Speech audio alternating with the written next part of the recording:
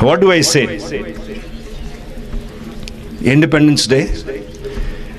When I went there, up there in the podium, and I unfurled the Tiranga Jhanda, I was transported back in time.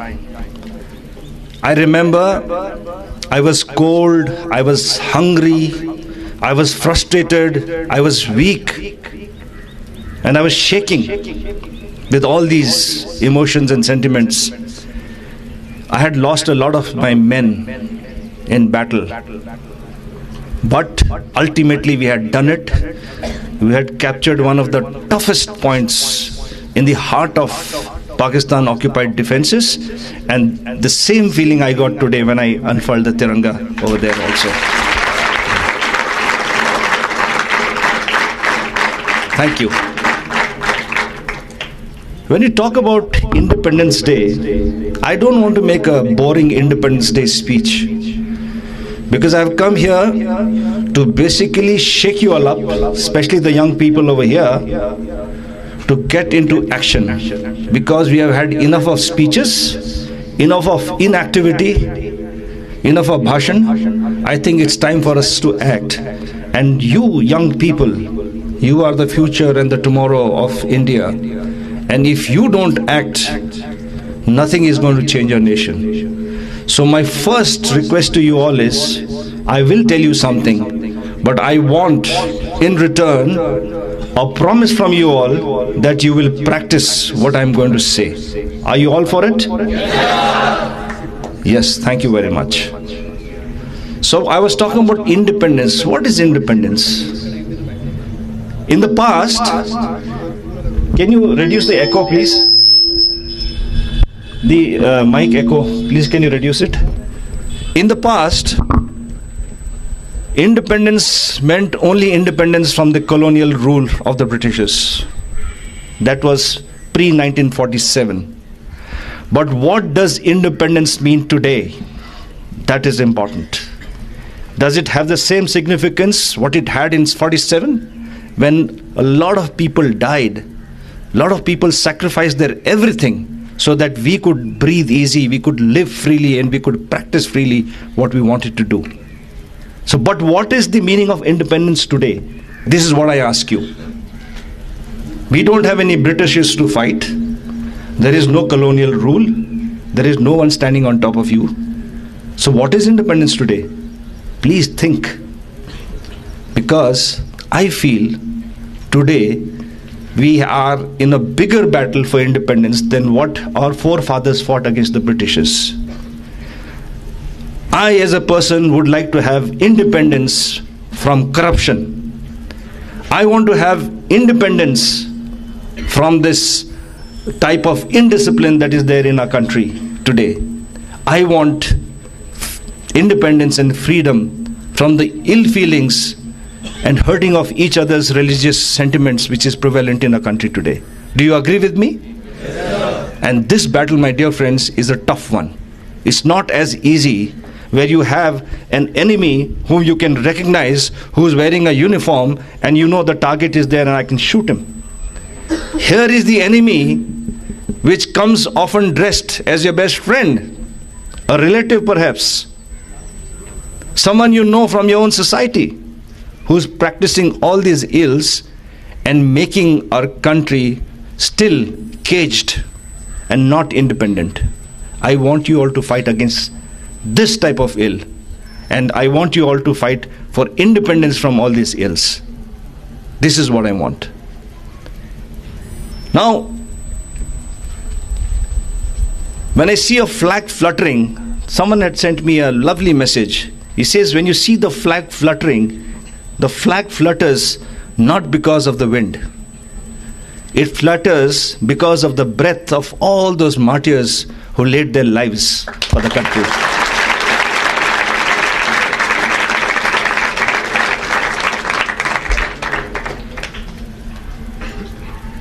I need hardly go back into history. You all are more aware than my generation. What happened pre-47? Let's take it back to 1857, the Sepoy Mutiny, then all those fight for freedom, Jallianwala Bagh, 1942 Quit India movement, the Salt March, the Dandi March, etc., etc., etc. And closer home, we have fought 4 wars with Pakistan. In 1947, when they came couched as tribals and they attacked Jammu and Kashmir to try and annex Jammu and Kashmir from us. Then in 1965, when they attacked us suddenly. 1971, again they attacked us. And that time, we gave them a really telling blow. And in 71, first time in the annals of any military history, we got 93,000 fully armed prisoners of war whom we captured and brought them to India. It's a different matter that our politicians, they did not know how to make use of this fantastic bargaining chip that we had. And we were back to square one and the prisoners was given back just like that. Then the last one was 1999, the Kargil War, which I had the fortune of fighting for my nation.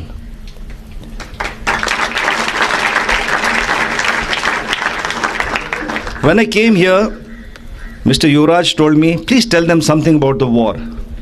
I actually did not want to say anything about the war. But seeing the josh of all the young people over here, and also because of his request, I will touch upon a few aspects of the war. When I was flown into that place in 2 helicopters, normally you ask for 1 helicopter for a recce mission, you don't get it. But we were in such dire straits that I was the first person who was approached by the army headquarters to lead the Gurkha rifles into battle.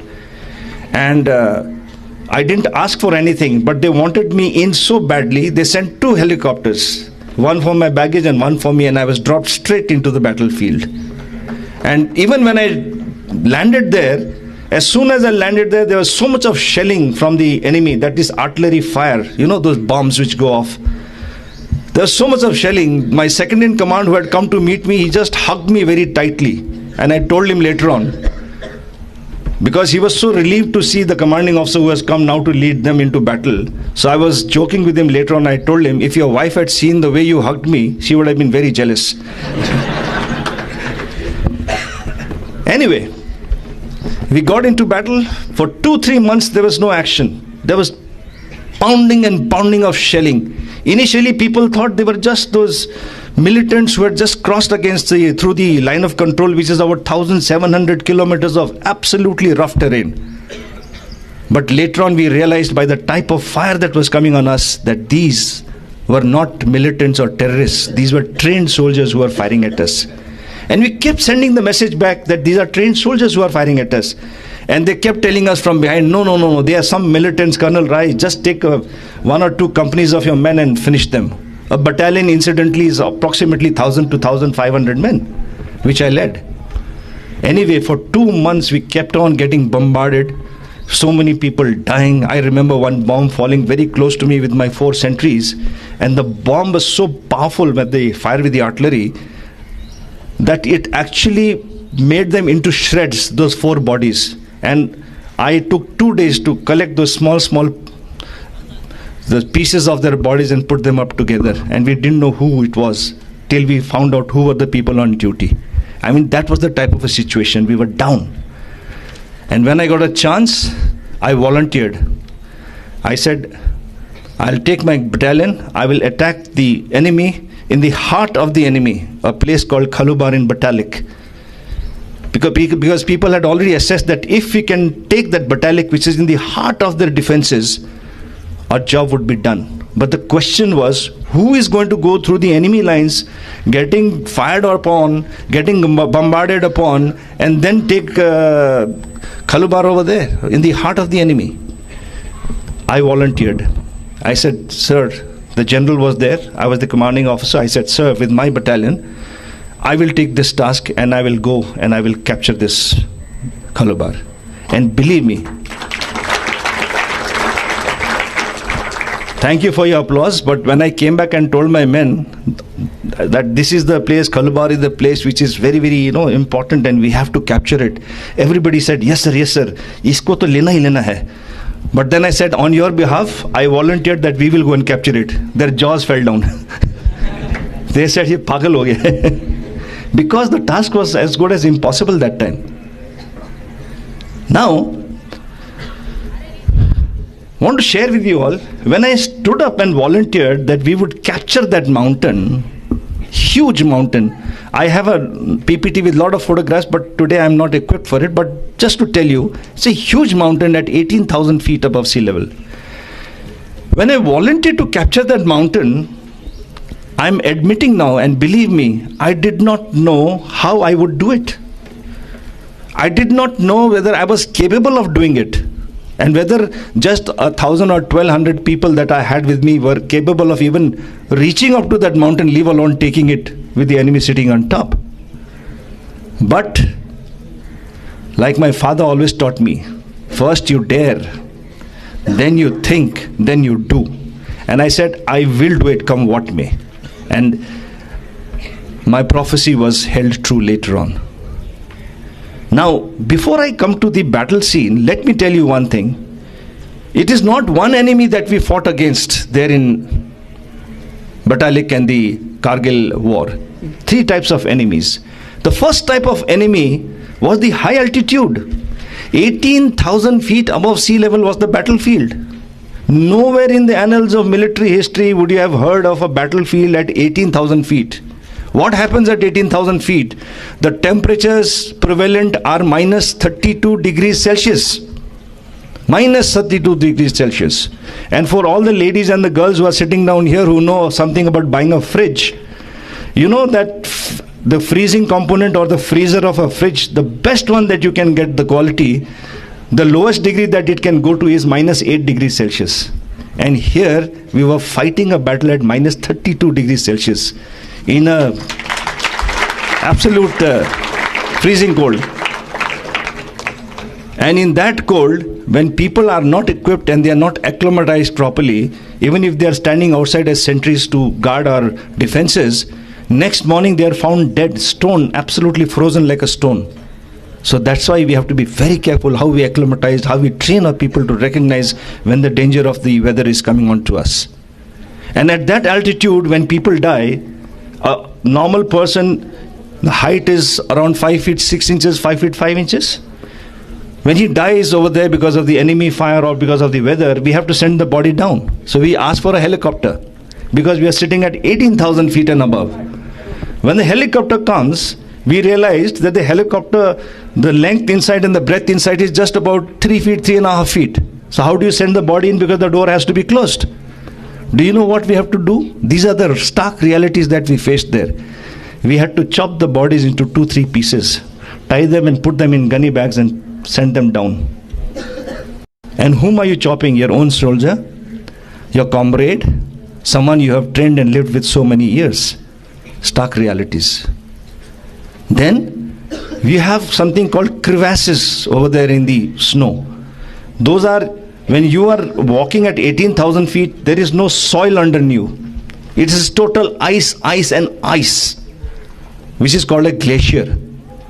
And when the glacier cracks sometimes because of the shift in the plates of the earth, it cracks and makes huge gaps. And the depth of those gaps is several kilometers down. So when we are walking, if the gap is small, you can't see it. The soft snow covers it up. The wind chill factor makes the surface little hard. So the first 2 people just walk across and the third one is just swallowed inside. Now to make sure that we are safe from that, about 15 people tie themselves with each other. One person here, next person next to that entrance over there, with that much distance and a rope. And we are on a steep incline like this.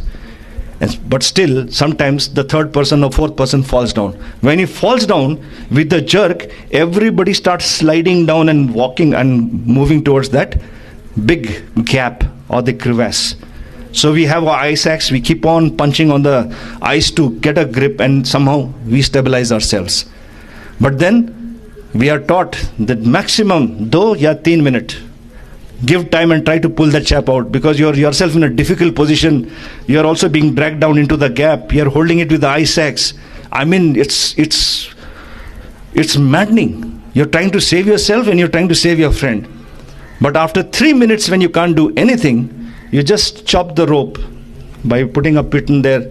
The orders are chop the rope. In any case, after 3 minutes, that man can't survive. Because the temperature inside that gap, do you know what is the temperature? Minus 75 degrees Celsius. He becomes instantly frozen if he does not come out within 2 to 3 minutes.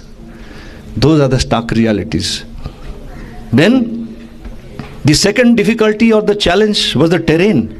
18,000 feet. There is a very, very severe phenomena called hypoxia. That means lack of oxygen in the air. Normal oxygen is about 28% in the air, which we are breathing normally as normal human beings. But as you keep climbing up in altitude, the percentage of oxygen keeps reducing to a very low level. So your body does not get enough oxygen into the body. And you have to breathe like an old man. Even a young, absolutely stout person, healthy person will be stooping over like an old man and walking slowly because you can't breathe.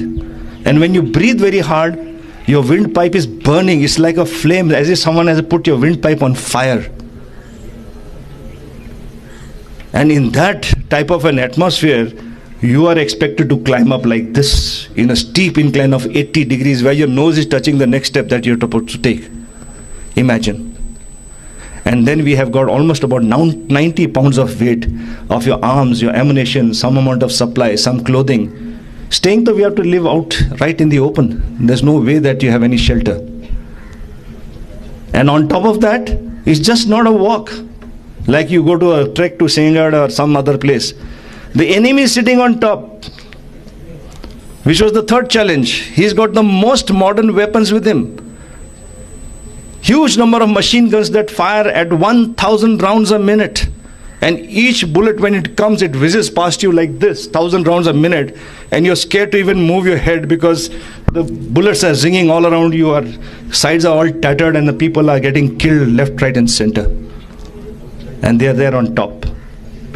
So these are the type of challenges that we faced. Anyway, to cut the story short, volunteered, realized that I had to walk 14 hours of constant and quick march to reach my destination. That is my objective, which is to be captured. And throughout my journey of those 14 hours, we were constantly under enemy fire. And one lesson I want to give you here is never complain in life. Because I must add that in the army, there are only two sizes for clothes and equipment. The sizes are either too big or too small. You'll never get your size. So, normally people complain, हमारे size का कपड़ा नहीं मिलता, जूता का भी कपड़ा अपना size का नहीं मिलता. We keep complaining. And that day I learned why in the Indian army we don't have the correct size. We have either too big or too small. Because when the machine gun started firing at us, one machine gun burst came very close to my leg over here, and one bullet went through the toe of my snow boot. It's a huge boot, snow boot like this, through and through. But luckily the snow boot was so big for me, my toes remained this side and the bullet went through in the front. So what I'm trying to say is never complain. Everything has got good news and everything has got a positive side to it. Now, out of those 16 or 1500 or 1200 to 1500 men, I chose a very fit 600 to 800 men to come and follow me. And that time I told them, sir में कफन बांधो और कभी सोचो नहीं कि हम वापस आएंगे. हम वापस नहीं आएंगे. Just think that we are finished. Because if you try to save yourself and preserve yourself at this juncture, at this very, very serious moment, you will never be able to succeed, because the weather will get you, the mountain will get you, the bullet will get you, the enemy will get you. There are so many challenges. But if you say कि now sir में कफन बांधा है, let anything come and I will do it, nothing can stop you. You become invincible. So I made them invincible by telling them, we are not coming back, sar mein kafan baandho, and just think that we will be part of history whether we live or we die. And the second thing is, if we keep sitting down here, they will keep bombarding us, we might die. An ignominious death, nobody will know. We died out of a shelling that came from the enemy we could not see. But if we try, then we can capture, we may capture, and we will be part of history, and we may emerge victorious. We have a chance of victory. We have a chance to win. So try, you must. And I told them, I will lead from the front. As a commanding officer, I am not supposed to go in front. I said, I'll lead from the front. And we set out in earnest. Lot of fire came on us. And of course, so many horrible things happened, but few things I must tell you so that you young people understand the sacrifices that the soldiers have made. I remember when we were about 600 yards, the bullets were coming too furiously. I mean, it was so intense. And then when we came around 400 yards, we had to pause there for a while, because from 2-3 positions, the machine gun fire was too much. At 1,000 rounds a minute, about 40 to 60 machine guns were firing on us. And we were uphill, we were tired. Loads we had already shed because we could not carry any of it. And that time, I remember it was a moonlit night. One Pakistani Pathan, 6 feet something, he fired a grenade launcher. My radio operator was just in front of me. It was a moonlit night, I could see it. That grenade burst just in front of him, and his whole abdomen ripped apart, and his entrails started rolling out. All these contents of his stomach started rolling out. And this young man, in order to save himself, he's staggering like this, and he was trying to put everything back. It was a terrible, terrible sight for me. And every time my boys would fall down, I had nothing else to do as a commanding officer. I could do nothing. So I used to sit down there, put the boy on my lap and tell him, beta, abhi tum seh lo, thodi der tak reh lo, and hum aage jaake we'll beat the enemy, we will capture the objective, and on my way back, I'll carry you on my shoulders and I'll take you down for treatment.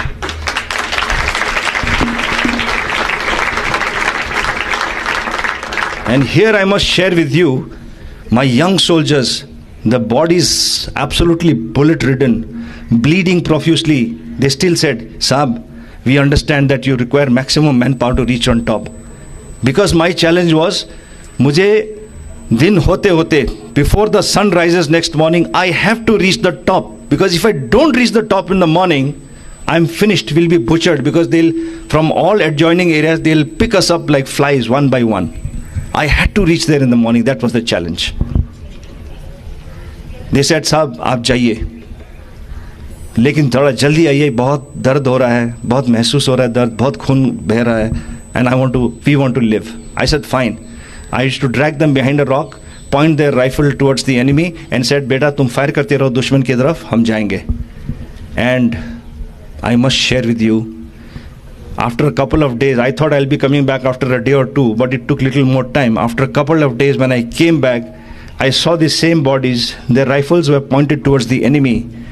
Their fingers were inside the trigger, pressing like this. Their magazines were finished. All the bullets were fired, and they were dead, frozen solid. They died fighting till the last breath. This is our soldier.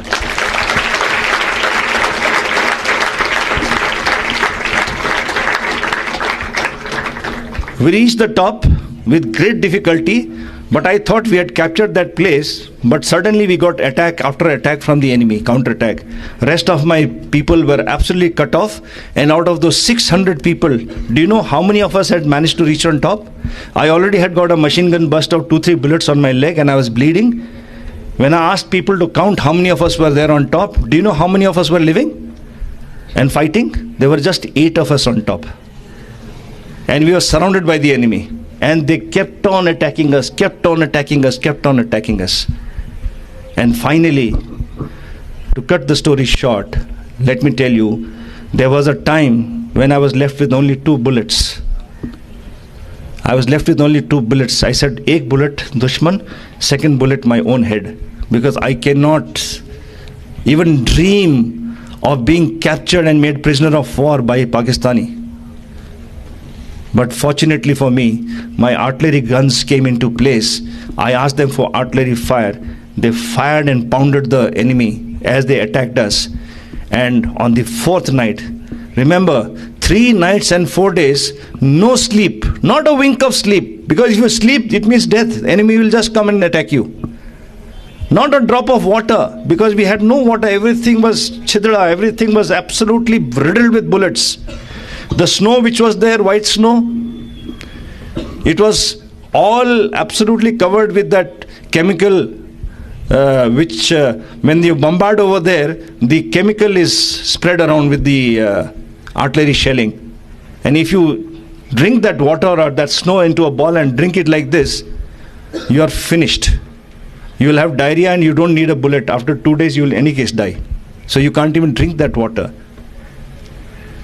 No food. Where to get the food from? 3 nights, 4 days. And in this halat, when we got this artillery fire, on the 4th day, my reinforcements came up with my second in command, and we planted the Tiranga Jhanda, and I unfurled the Tiranga Jhanda like I did over here.